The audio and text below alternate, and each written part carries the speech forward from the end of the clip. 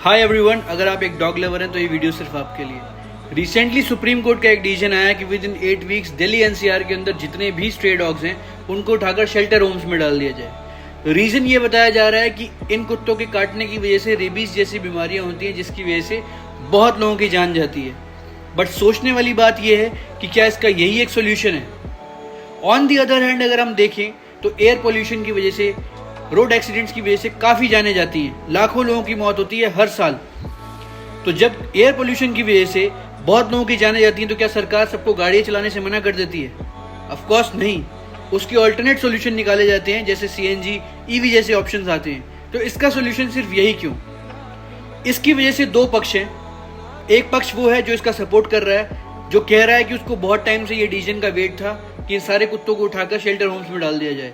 और एक दूसरी कैटेगरी है जिसके बीच में बहुत रेज है, क्योंकि उन लोगों ने उन्हें खाना खिलाया है, उनकी केयर की है, दिन रात उनके साथ खेले हैं, कूदे हैं। छोटे छोटे बच्चे जिनकी गली में कुत्ते हैं, उनका उनसे लगाव है, अटैचमेंट है।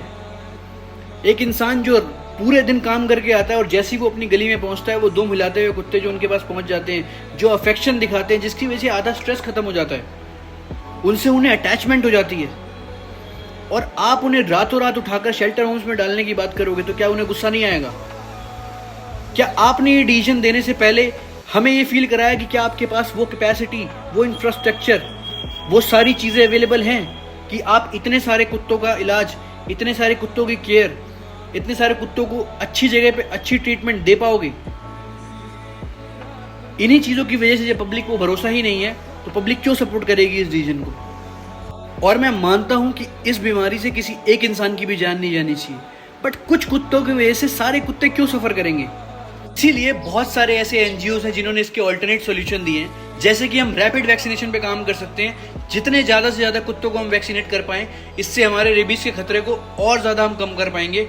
दूसरा, हम एक ऐसी हेल्पलाइन क्रिएट कर सकते हैं कि अगर किसी भी लोकेलिटी के अंदर कोई ऐसा एग्रेसिव कुत्ता है जो कंट्रोल में नहीं आ रहा, जिसकी कंप्लेंट्स आ रही हैं बहुत ज़्यादा, हम उनको उठाकर शेल्टर होम्स में डाल सकते हैं, उनकी केयर कर सकते हैं, उनको एक अच्छा ट्रीटमेंट दे सकते हैं। तो ये सोचने वाली बात है कि सॉल्यूशन सिर्फ किसी को उठाकर जेल में बंद कर देना नहीं है। उसके और भी सॉल्यूशन हैं जिस पे हम काम कर सकते हैं, जिसमें आपको पब्लिक का भी सपोर्ट मिलेगा। तो ये सोचने वाली बात है। आप इसके खिलाफ हैं या आप इसके साथ हैं इस डिसीजन के, ज़रूर कमेंट बॉक्स में बताइएगा। और एक बात से तो आप सब एग्री करोगे कि इंसानों में ज़्यादा समझ होती है जानवरों से, तो समझदार इंसान को बनना पड़ेगा, हम जानवरों से एक्सपेक्ट नहीं कर सकते।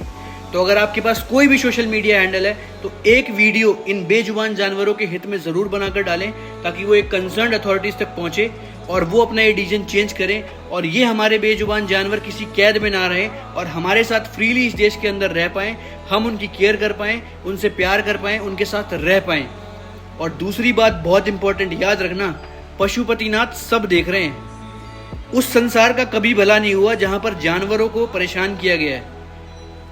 हर हर महादेव।